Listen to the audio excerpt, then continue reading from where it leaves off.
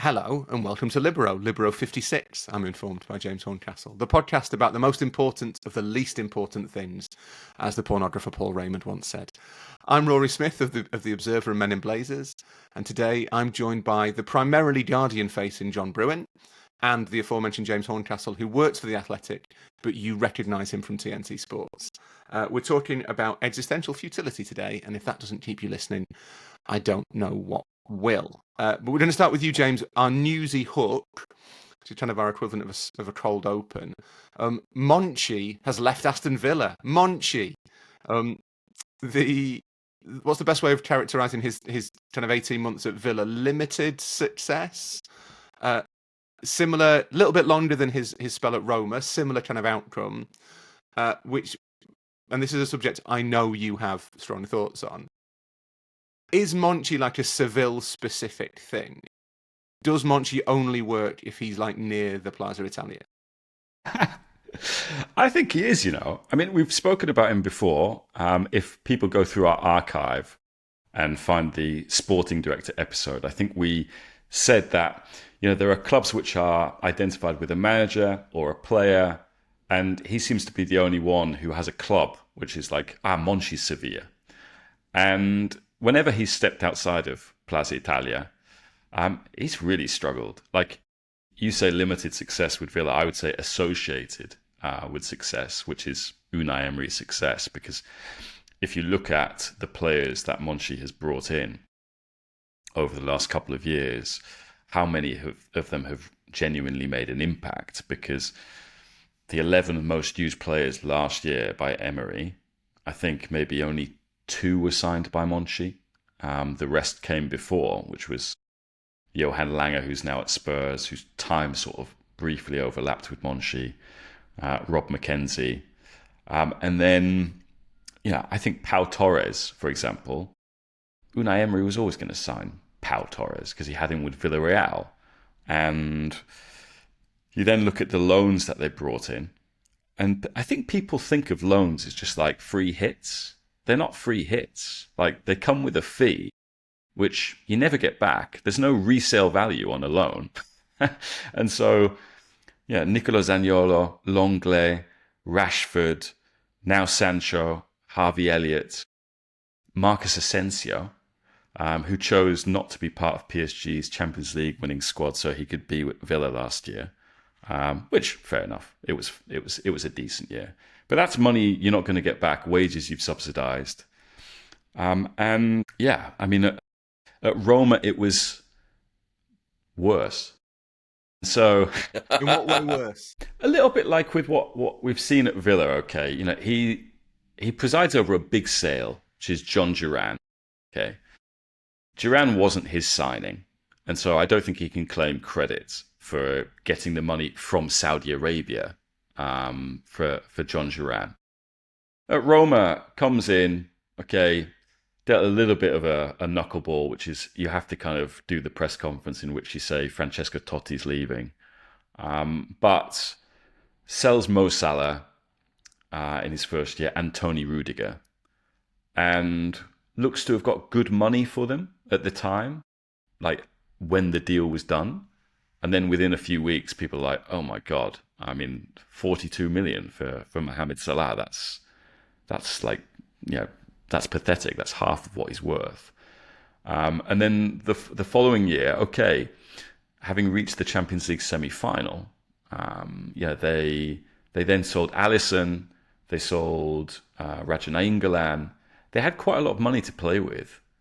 And I would just say he did stuff with that money, which sporting directors with his brand and the association that he has with, wow, he's the best in the business at this because he buys low, sells high, finds talent where no one else is looking.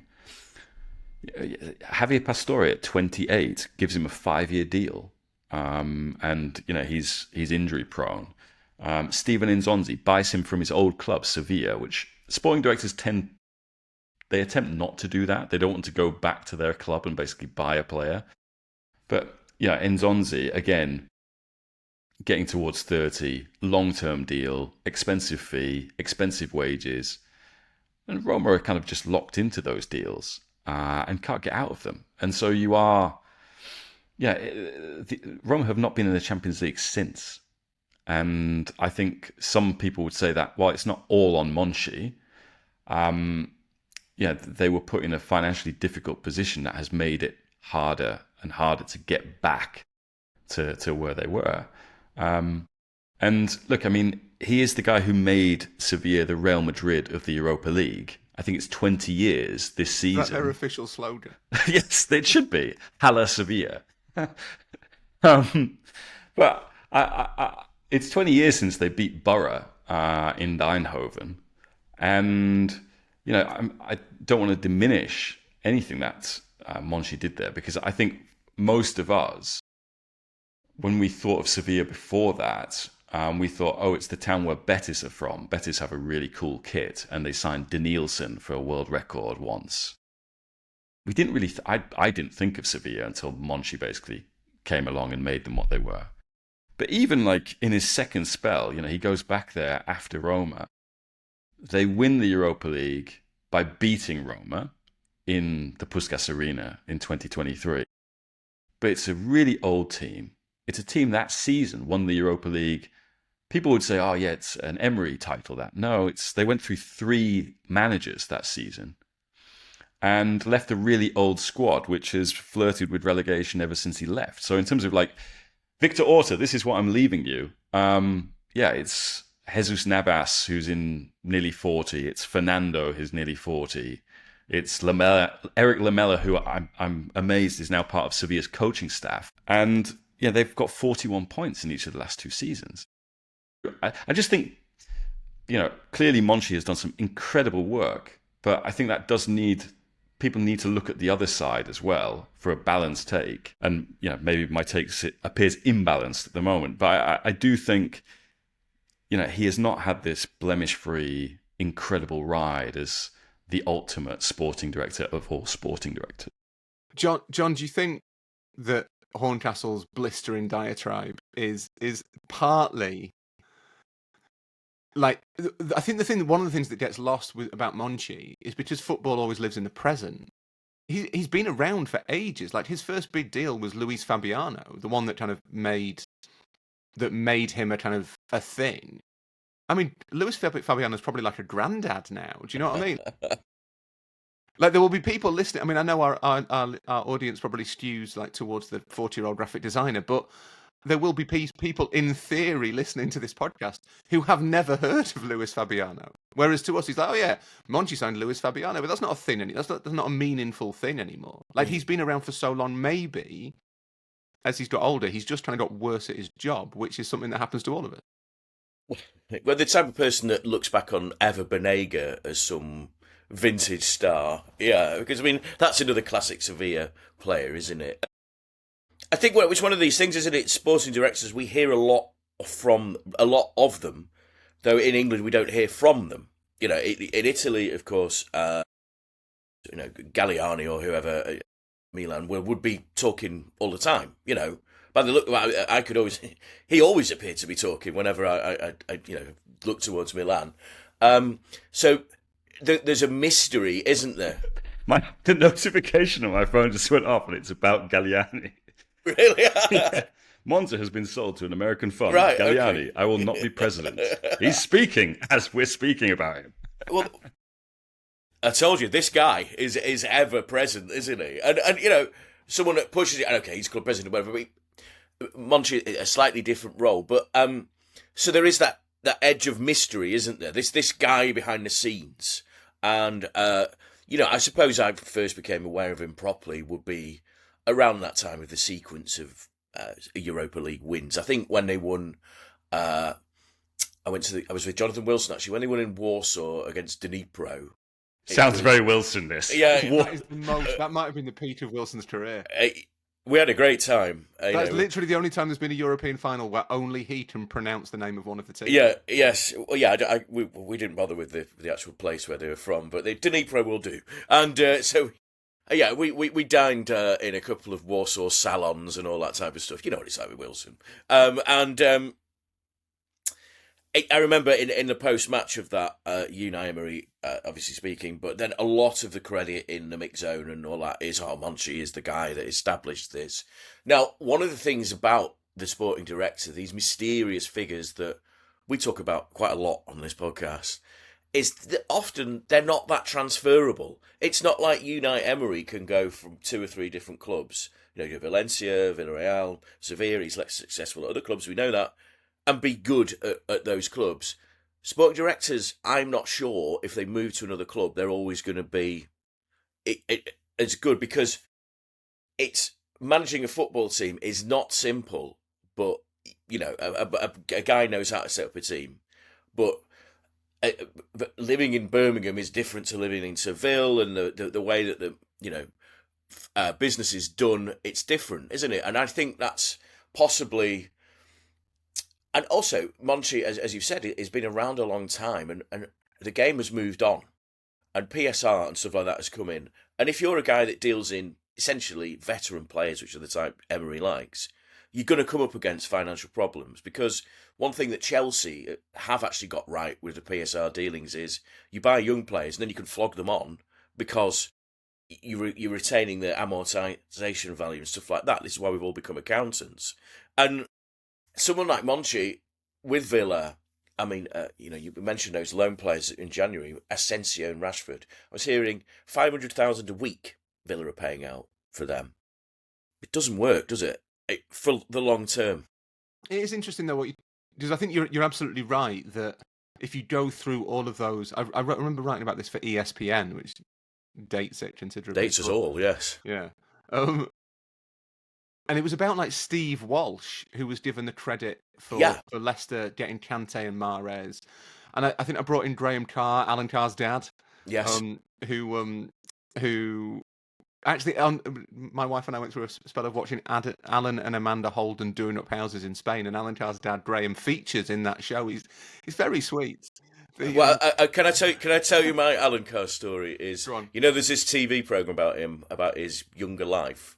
My good friend's son plays the young Alan Carr. Oh, is that right? Ollie, yeah. Wow. Alan Carr is a slightly odd national treasure, because I don't think in any way he's funny, and yet he appears to be, like, everyone just really likes him. That program was, he's a nice guy, yeah. He just seems like a lovely man. And there's something to be said for that, John. But Graham Carr, the less famous Carr, became famous for kind of his wonderful eye for talent. This is one of the Johan Cabaye, yeah. Yeah, Johan Cabaye, who became this great kind of symbol of Graham Carr's this brilliant talent spotter. He was the captain of the French champions. I mean, what a shock. What a shock that he turned out to be a good player. And I remember, I think I wrote at the time, like, there is an argument that Graham Carr is not like an amazing, this is massively blowing my own trumpet, like, maybe Graham Carr's not this amazing talent spotter, maybe he's just got Eurosport. Because, like, if you watched any French football, you'd been like, that guy who's leading Lille to the French title is quite a good footballer. I wonder if we can sign him. But it is, do you not find it weird that they can't transfer it? Because I think, if anything, that should be the more transferable skill. It should be the thing that is easier to take. That's the question, isn't it? Why can't they? Is more than they don't. We don't definitely know why. don't. Yes. But why not? Yeah, it's like with, Michael Edwards, who's now back at Liverpool. There was always this idea that someone would snap him up because of the job that he'd done, and then he eventually went back to Liverpool. He wanted to find the right job. It turned out that was back at Liverpool once Jurgen Klopp had moved on, and we can speculate over the reasons for that. And then, yeah, it's like Michael Edwards. But if Michael Edwards went into Manchester United, he could turn them out. No, I'm not sure he could. It's maybe every club's different, and I'm not sure. It's the sort of thing that a self-knowingly intellectual podcast should probably explore, but it's not going to be this one, because we're going to talk about something else. Monchi going kind of compounds what's been a pretty abysmal start to the season for Villa. They haven't won a game yet. They only scored 1 goal in the Premier League so far this season through Matty Cash against Sunderland, so there's an argument it doesn't really count. That game, I think, led to Unai Emery calling his players lazy, which is generally not a great thing for a manager to accuse his players of. Everyone seems really unhappy. And I'm reminded constantly of enemy of the podcast, Mark Ogden, still of ESPN, not the sort of man who would confess in public to listening to this podcast.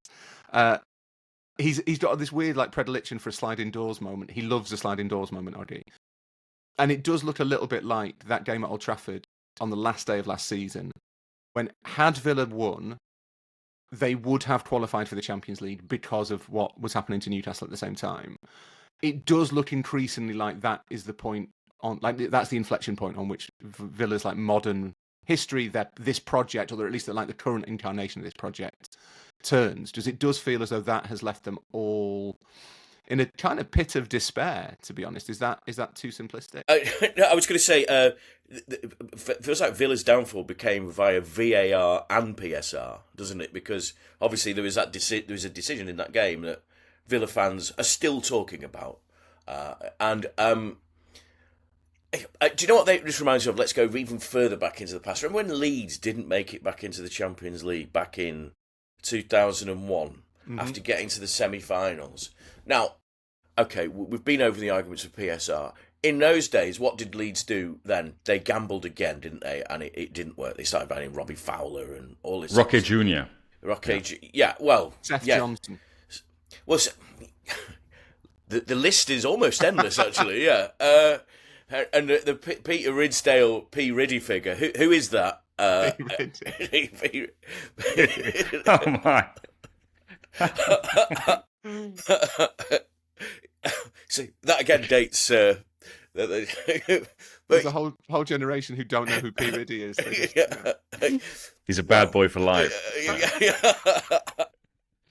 Yeah. But Peter Ridsdale was seen as a very able runner of a club until we suddenly realised, hang on, where's all that money coming from? And they borrowed it from various funds, and that's when Leeds stopped being Leeds and then become back as a very different Leeds now, and it took them a long time.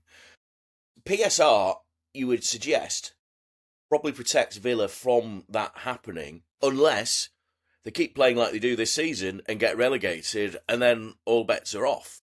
And it does feel like there's a crisis. You listen to Villa fans, and in those sort of lugubrious, brummy tones, doom has set in, which I think is maybe let's regional stereotype this. I went to Birmingham. We should maybe mention, this other club that's really ambitious. The second city is very ambitious in terms of, where they're going, and Birmingham in the Championship at the moment. And I went to the, what's it called now? It's whatever the LDV's called. The John's? It's not Papa John's. It's, I don't know. Anyway, the Freight Rover, whatever. Yeah. The Freight Rover Trophy, and they played Peterborough, who they'd just beaten quite handsomely in the league on the Tuesday before that. And there is something about the Birmingham fans are used to their team being a bit rubbish, right? And as soon as Peterborough scored an early goal, suddenly it just turned to this diatribe among their fans, because the misery of so many years just came back and was there at Wembley. And there was a bloke stood about 10 yards from me who said, "It's shit," every 30 seconds. And it feels like Villa are going through their own crosstown thing where it's like crowds, teams do feed off the crowd. The whole thing appears like depressed. And maybe it is from Oggy's moment now. But so my view on it, and I've had a little bit of kind of feedback on social media for expressing this in slightly overly blunt terms on the radio the other day. It feels to me like they've talked themselves into yes, it, yes. Like they miss out on the Champions League. It's unlucky. There's as you say, there's the VAR decision. Even then, like the combination of results, it is unfortunate that Villa didn't qualify for the Champions League again. They did really well. They kind of illuminated the competition last season, get to the quarterfinals, run PSG really close. I think that's been kind of overlooked a little bit in the rush to give Ousmane Dembele the Ballon d'Or. That basically Villa could have put them out in the quarterfinals, and took the lead in Paris, in fact. And then they've had this bee in their bonnet about PSR for a little while, Villa, I think, which is basically an argument I don't buy. I don't necessarily know if we need to kind of go into that particularly, but it's just an argument I don't think is true. I think it's based on like a false premise. And then this summer they don't really sign anybody, but that's just they don't really sell anybody. and it's all kind of like, oh, we can't. What's the point in trying anymore? Yeah. It reminds me a bit of like a toddler, like, oh, there's no point, it's difficult. And then they start the season with a squad that's still got loads of really good players in it. And it feels as though everyone has bought into this argument that, well, there's no point us doing anything because PSR stops our ambitions. And that might, I think that probably does have a degree of truth in it, in terms of like pushing on to win the title. Like Villa are stopped from winning the title by PSR. They cannot go and spend £1 billion on the squad and get all the best players in the world.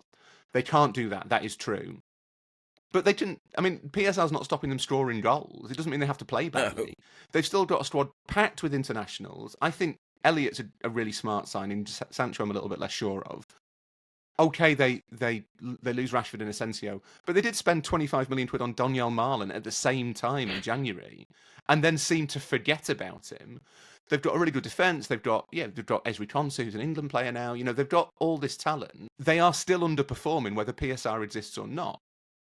Yeah, and what I would say is if you are finding yourself in these PSR limitations or you're struggling with financial fair play compliance and that sort of thing, you can't spend players, then what you really need is a manager like Unai Emery. Yeah. My criticism of Monchi is that all of the signings Monchi made, it seems that beyond providing some depth, Unai Emery's starting 11 was more or less the starting 11 he got before Monchi arrived. And, you know, he turned that team from being 16th to being in the Champions League quarter-final.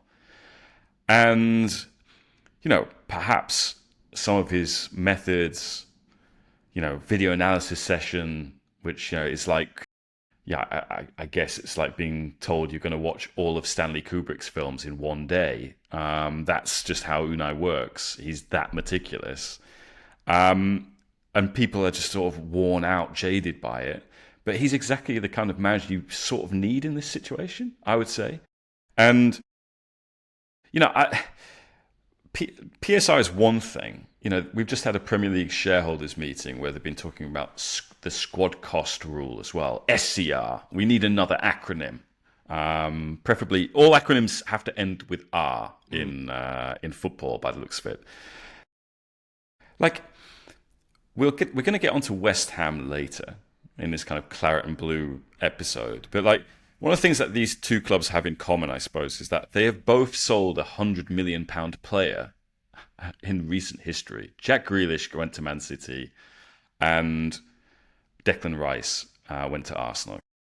And this is one of the things that we always like to talk about. How well did they spend that money? How did they react in that moment?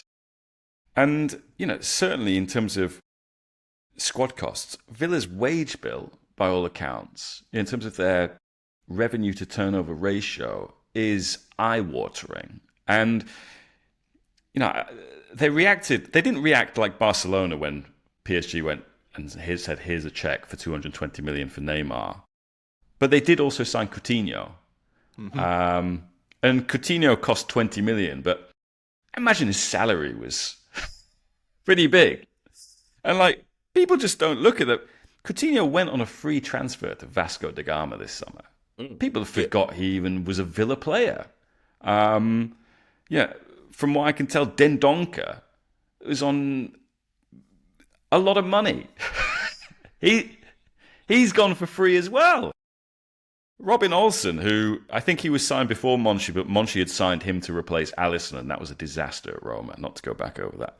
Olsen gone on a free transfer again. I mean, this is. I think fans don't pay attention to this. Like, as I've said, with the loans, they don't pay attention to the cost added onto a wage bill of those players.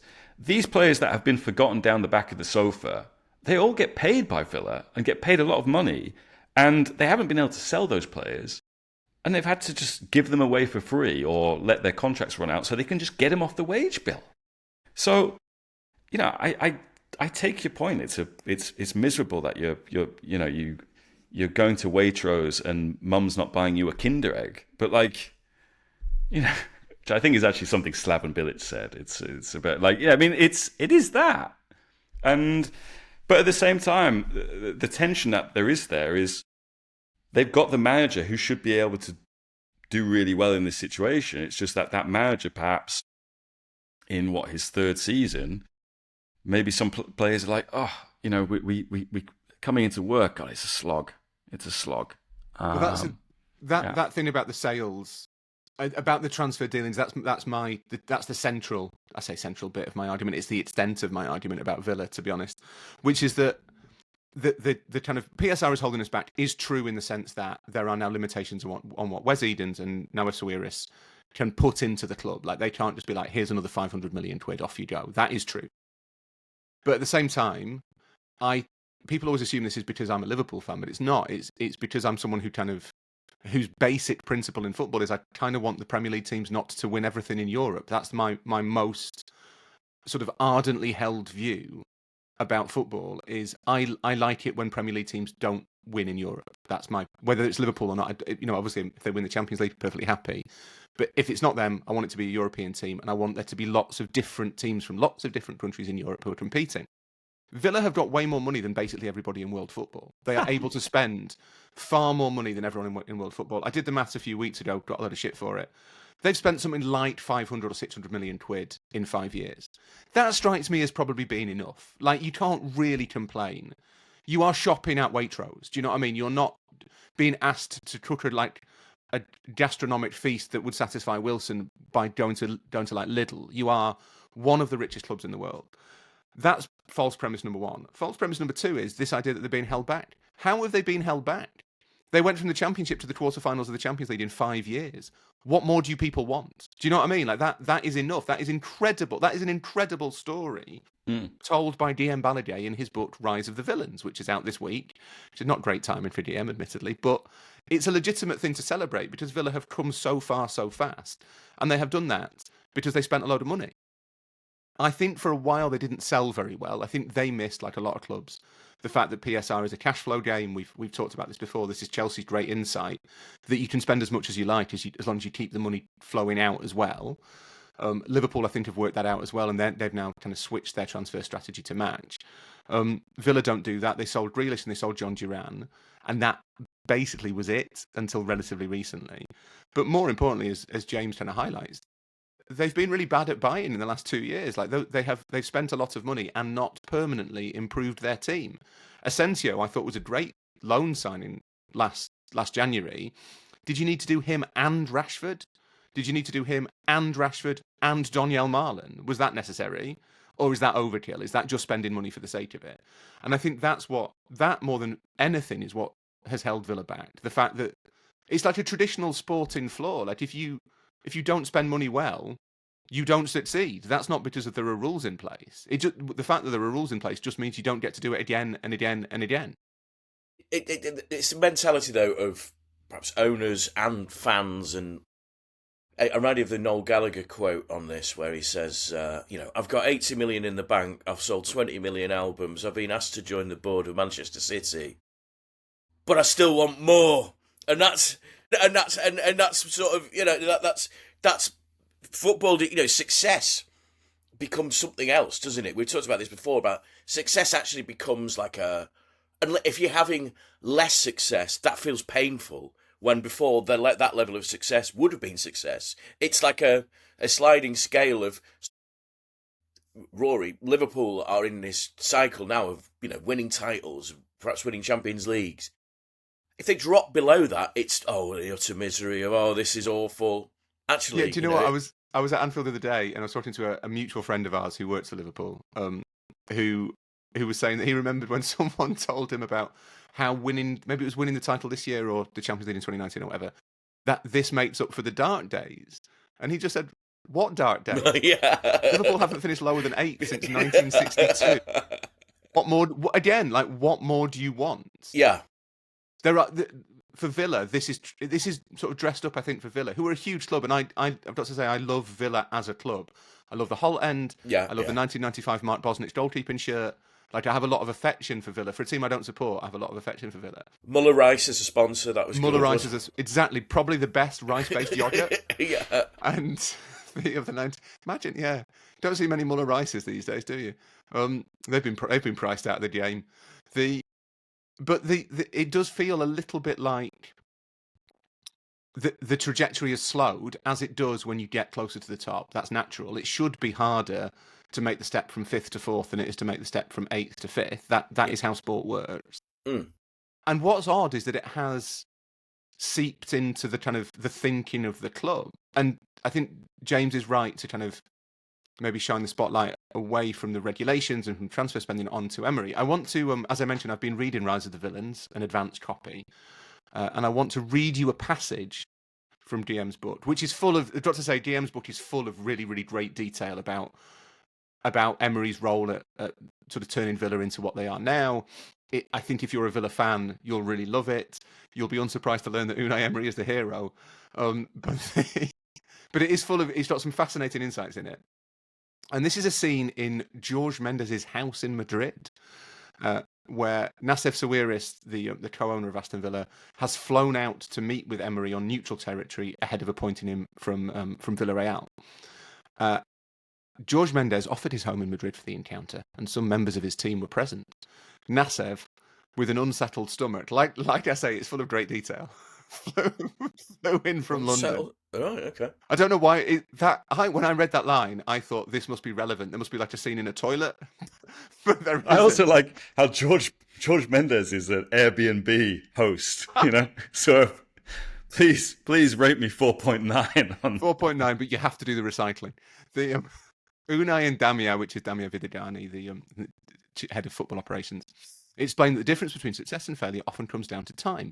With the right ingredients, success can be immediate. But if it takes longer, you need time to make it happen. How do you secure that time? Then there's some other stuff. Nassef wasn't there to offer a job or a project. He was in the bathroom. Nassef had another project to think about. He wanted Unai to design one. Handing him a blank piece of paper, he said, "Draw the club you need to succeed, not just the team, but everything. What do you need to make Aston Villa winners?" Not so much a proposal to sit on my bench, but rather Nassef was saying, "Here's the key to the house." And that, I think, is it's a great anecdote. Yeah. But it's also really indicative of kind of what the Villa model is. And the Villa model is Unai Emery. Yes. I don't think there's any doubt about that. When you hear from Villa fans, there's obviously this idea that if Unai could go, because, you know, results go against him, eventually he gets mutually consented out of there, then the Villa fans' idea is like, but if he goes, it's all ended, and that's sort of true, isn't it? Because the structure is built around him. I mean, and it's not like a club like Manchester City that you would imagine, or we know, have got a succession plan in place to succeed Pep. However successful it is, we don't know. But, you know, you've got Hugo Viana coming in, and they're obviously looking for the next guy along. It appears that it's a one-shot deal. It's Unai or bust. Yeah, and again, this is what is best practice in football. I think the hardest decision to get right at a football club is the manager, okay? And then stuff sort of coalesces around the manager. But that last line about here are the keys, you know, you have to think about the club first, not the coach. You know, you have to have recruitment that's independent of the club. I mean, it's just independent of the coach. I mean, if you give him the keys of the house and imagine Unai comes in and Alan Carr and Amanda Holden are walking around this villa. And they're like, wow, it's very Basque in its decor, isn't it, Unai? Are we going to be able to sell this to, you know, the Italian manager who Villa need to bring in next, or the German manager? No, because it's just such an Unai. It's so bespoke to Unai that it becomes very difficult to then move away from that. Mm. And yeah, they offered him a 5-year. He signed a 5-year extension on his contract, a new 5-year contract. So, you know, him walking or getting, you know, sort of being sacked, again, not to bring up the squad cost rule, that's going to be expensive. And then you have a situation which is sort of similar to what Man United keep finding themselves in on a different level, which is, Erik ten Hag, You want us to recreate the Ajax team that you took to a Champions League semi-final? Yes, we will buy Leandro Martinez, Matthijs de Ligt, Mazraoui, everybody to allow that to happen. With Unai gets hired. And as I said, Johan Lange was, I think, the sporting director, technical director. They worked together, I think, on a summer. And then Unai is like, yeah, I'd like to bring in my own guy, this Monchi dude. I worked with him. That would be good. And you look at the signings that they've made. They are, I wouldn't even call them Monchi signings. They're just Unai saying, I want that fullback from Betis, Alex Moreno. Go and sign him. I want Pau Torres. Go get him. And, that you end up being so beholden to the coach in that situation that it becomes really difficult to distinguish between the club and the coach. It's also it makes you really vulnerable, right? That you are suddenly susceptible to a bad run of form because Emery is the central figure at Villa. I think it's not too much of a stretch to say of a what's the word? Exaggeration to say that Emery is like Villa's story. He is the leading character in Aston Villa's rise. Everything is about Emery. But then he has a dodgy start to the season, 5 games in, and there have been reports. I think Di Marzio reported the other day that he considered quitting over the course of the summer. It's not impossible that if this bad run of form continues, I don't think it will. I think they're far too good for it to continue. But if it does continue, then maybe there's a point at which Emery gets sacked. As James says, he does have this quite kind of intellectually intense style that involves a lot of meetings. Unai Emery likes a meeting, and he likes a long meeting, and that's fine. But a lot of footballers don't like long meetings. And crucially, a lot of footballers will do stuff when it's working and they're winning games. And as soon as they stop winning games, they will be like, well, I don't want to be in this long meeting. That's stupid. That's how footballers operate. So there's a possibility that it all kind of goes wrong. And as James says, you've built this club around the manager. I mean, there's another great bit in Rise of the Villains. I don't want to do DM's plugging for him too much, but the size of Emery's staff is astonishing. So he apparently goes in with 10 people, like assistants and transfer people and Damir Vidigani and all these kind of people, his trusted crew. And then over the last 2 years, I guess, it doubles in size. So that, and this is according to GM, often those meetings, which last like 90 minutes, are 25 players and 26 staff members. That's too many. That's just far too many staff. What, are you holding your meetings in like an auditorium? Are you renting a space? Do you know what I mean? Playing at the NEC, yeah. Right, lads. Pre-match analysis, get down to the NEC. But it's all really, really vulnerable to events. Because if you start losing games, then maybe the manager resigns, or the manager gets sacked, or the players lose faith in the manager, and he can't get it back. And if that's your central story, then you have a real issue. Yeah, it reminds me of Sam Allardyce. He always had to have loads of staff, didn't he? Because he'd have all these analysts and stuff. At the time he got into football, like became a manager just arrived on his own, maybe with an assistant, to go for a pint with or whatever. And then eventually he brings in all these people. Are we saying Unai Emery is the Basque Sam Allardyce? Maybe I am. I'm not sure. But I mean, Villa St. James's, as Sam's Villa is known. We are slowly as a podcast going through all these Basque managers and insulting them, because I think what Horncastle called Arteta the gimmicky Basque Brendan a few weeks ago. Oh, that's good.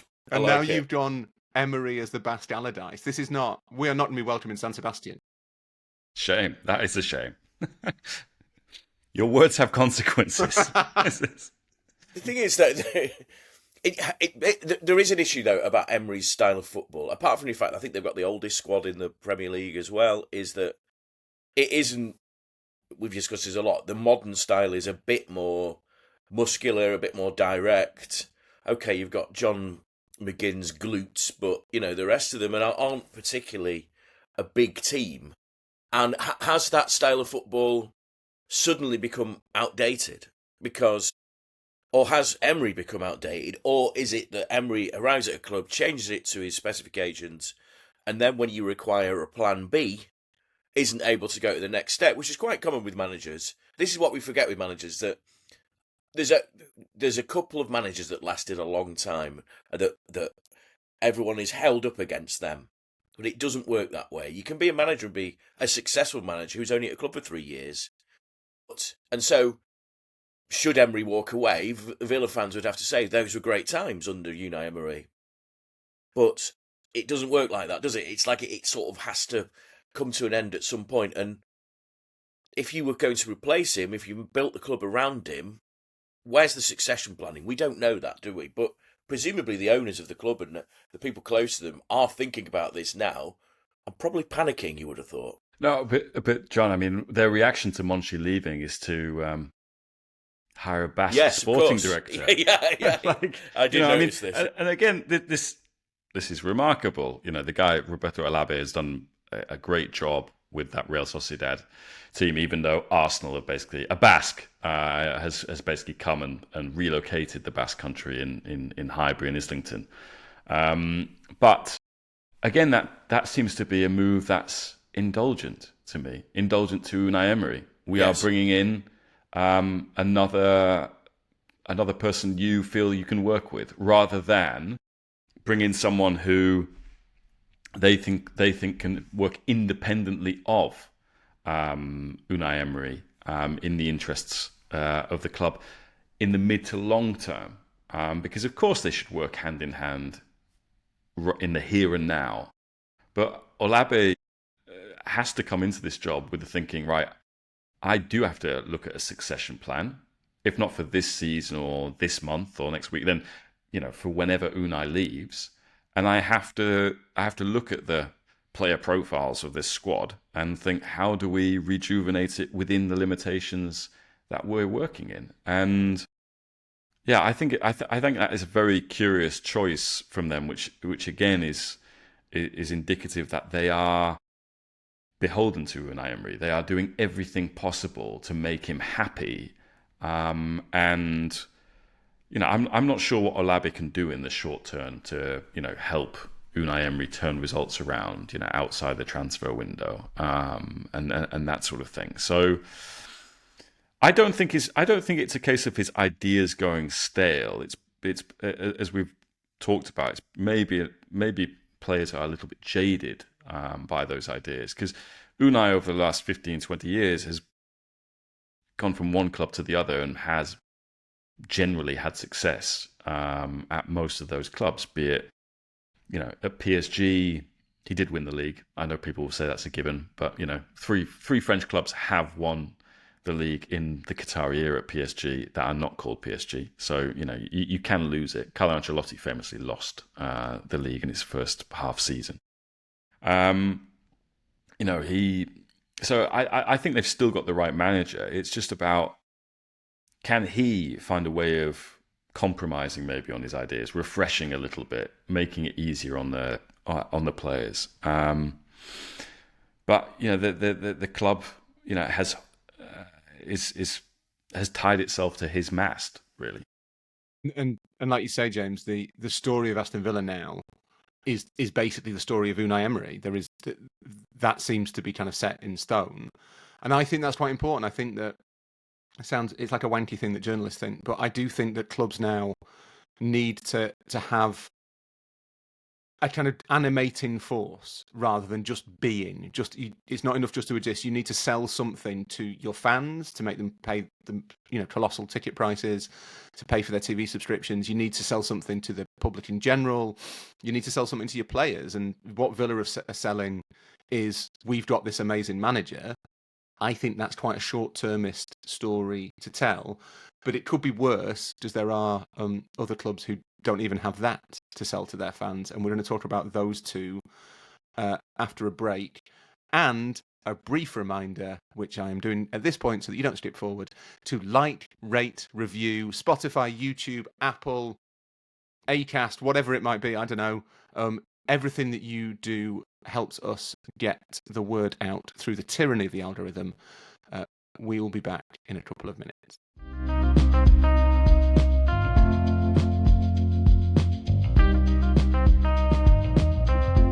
Would anyone like to talk more about how depressing Wolves are or how depressing West Ham are. Well, I've been to Wolves already this season, and it was quite depressing. Go on. In what way was it depressing? Traffic?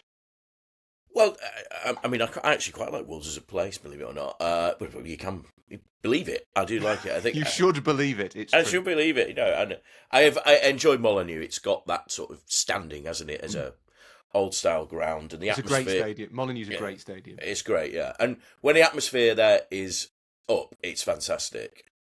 It wasn't up when I saw them against Everton the other week, and there's a certain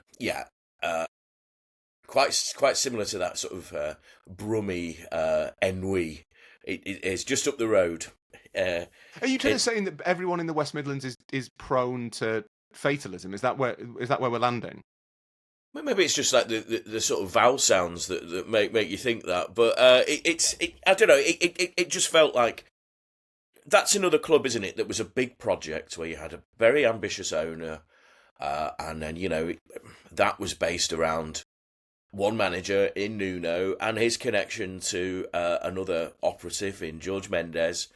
And that came to its end. And then they've been trying to relight that fire ever since with various managers, Vitor Pereira, who may or may not be close to George Mendes, but, I've got a good idea that he might be. And it's... But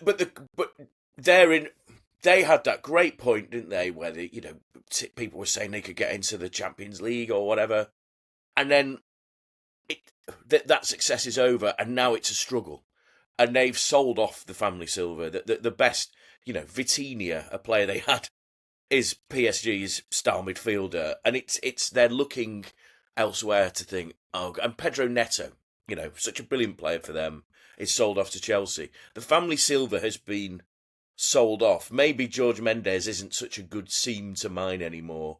And they spent, Strand Larsen wanted to leave the club.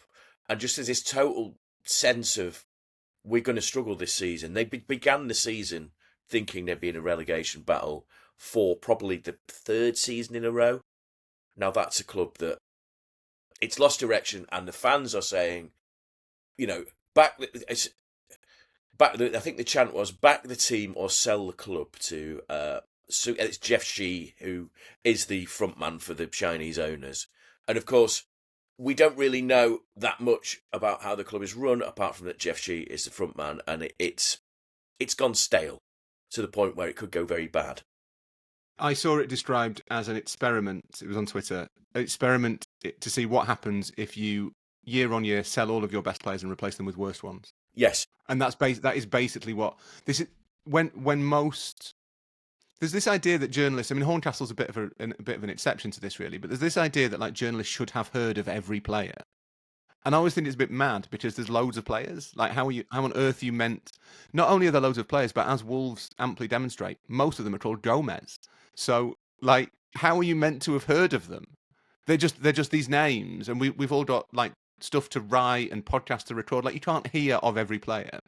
But mostly when a Premier League team signs somebody, you're vaguely aware of them. You've maybe seen them once or twice, whether it's in Europe or you've watched some highlights or something, or you're aware of that they've been a player of interest. You've seen a story with their name in it.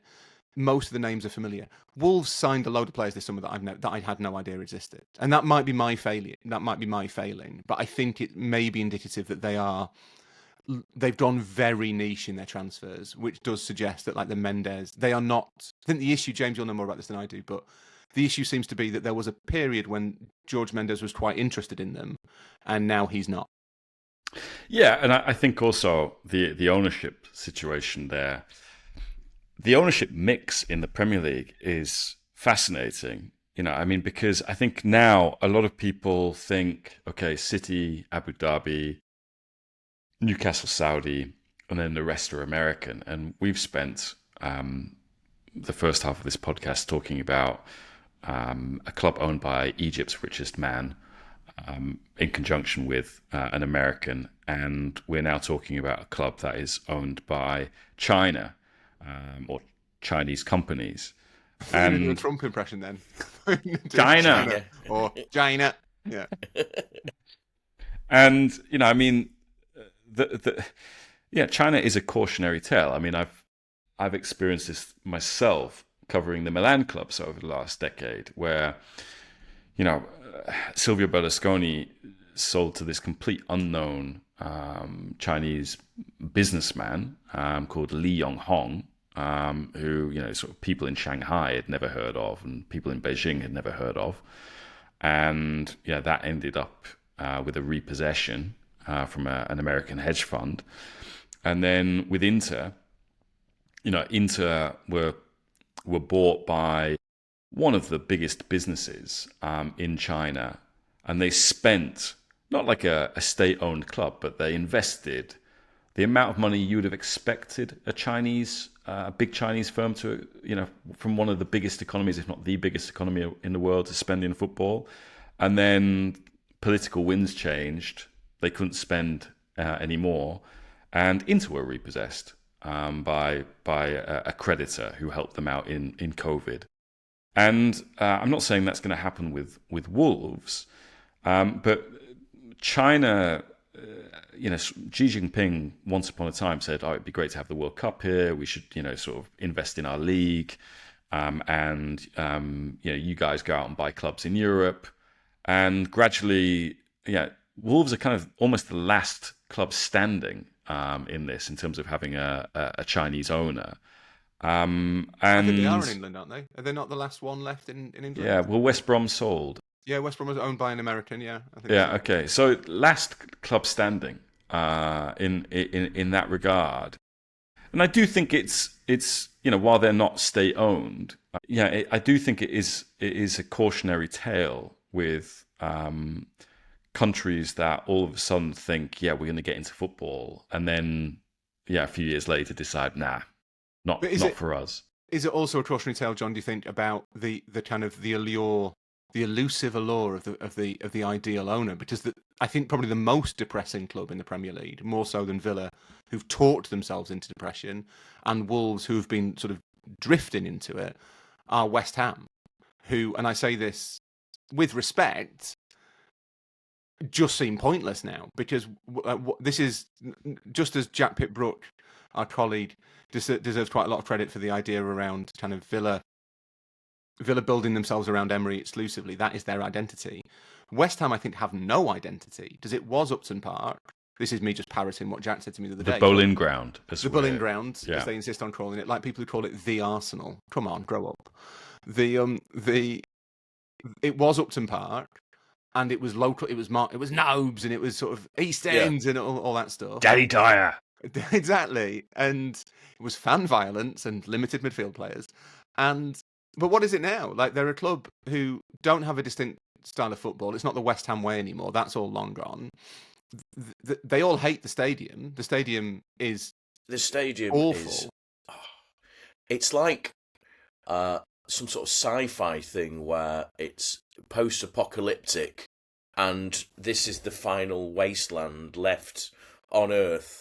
And to get there feels like you're strolling across some, post-nuclear, through nuclear fallout to get to this stadium where you can actually see. I mean, come on, all the gags are there about the running track or whatever. I mean, I was at Spurs last night and we were on the front row, and you as close to the action as you can be there, and you are close. West Ham, that view is not available, and the thing is that the thing was built for the 2012 Olympics, which is a while ago, but it's not that. It's quite new, but it feels tired. The place feels tired, and it's not really being given the respect that maybe an Olympic stadium deserves or a football club stadium should have, because sort of no one really owns it. I mean, it's sort of owned by the local authority, and West Ham pay a rental, and it's. Over the summer, Iron Maiden played there, which I had to miss because it was Wilson's wedding, but I'm still not over that. That's a poor choice. That is a poor choice. Yeah. But anyway, but West Ham is just this frustration of this club. The club is still there. The heart of the club is still there among the fans, definitely. And, an old style West Ham fan knows what West Ham is that it's a club that is struggling towards the bottom of the First Division or the Premier League, and will have its big days of beating Spurs or Man United or whatever. But they won a trophy not long ago, the Conference League. And yet, we were talking about this elsewhere, that they still didn't like the manager. You know, David Moyes delivered this. Not all of the fans, they were divided on the manager. And it feels like being a West Ham manager is difficult. And it's also difficult because you have to deal with the ownership of that club as well. Because they did get in, the famed sporting director, and then they got rid of him. And the owner essentially, or co-owner, essentially, because there is a minor shareholder these days of considerable wealth, he acts like he's the own sporting director himself, because it's like what that's what he does, and he briefs journalists all the time, and everyone, it just gives off this chaotic side. And I remember, David Sullivan's his name, talking to local hacks up in Birmingham that would say, we haven't got a story for the Birmingham Mail or whatever, and just phone up David Sullivan and say, right, how about this? And just tell them stuff. And I think that's sort of how it operates a little bit now. And it's like old style, but the club is trying to modernise. It made itself into West Ham London. Do you remember when they went into... And they tried to make themselves blue chip, but they're still West Ham. They're still a chaos club. I wonder whether the London element is partly damaging them. The general assumption, and it's right, is that being in London is a massive advantage for teams, and that's definitely true for like Fulham and Brentford and right up to Tottenham and Arsenal. But I think with West Ham, because they've got that stadium, and they were given it for free, basically, by the taxpayer, and because they are therefore like, they have the capacity to attract a lot of tourists. I think they've pivoted really, really far into kind of being the place where you go and watch your Premier League match. And I think that's compounded the atmosphere issue. Not because tourists are bad, they're not, but just because that balance is really important. And I also wonder whether in the move that something was lost, where the club doesn't really know what it is anymore. It kind of wants to be this, like you say, this big blue chip London brand, but it's not. It's West Ham. It's eels and mash. Do you know what I mean? It is Green Street. It's the Essex hinterlands. It's all that stuff. Yeah. It's not. West Ham aren't designed to be like this sophisticated modern club. And they do seem, if Villa have kind of invested all of their identity into Emery, and if Wolves have misplaced their identity because it was bound up with George Mendes' business interests, West Ham just seem to have just completely lost theirs. And I think the Conference League's the best example of that, because it was obviously a wonderful moment. They got their bus parade, they got their European trophy. It was something they will remember for all their lives. Football is about moments. But it wasn't enough, because supporting a club is a journey, and you need to want to follow it. And it won't end in a trophy every season. A trophy it gives you a moment, but it doesn't make you think, well, all right, we'll have loads more of those. They don't know whether they want, a little bit like Everton, they kind of want the School of Science and the Dogs of War. I like to think of them as a School of Dogs club. There's this sort of confused identity. But they don't, I think the fans are just desperate for something to cling on to, and the club offer them nothing. That's the problem. I think there's the tension between the fans, and what I mean by that is, because Italian football is back, and you all know this.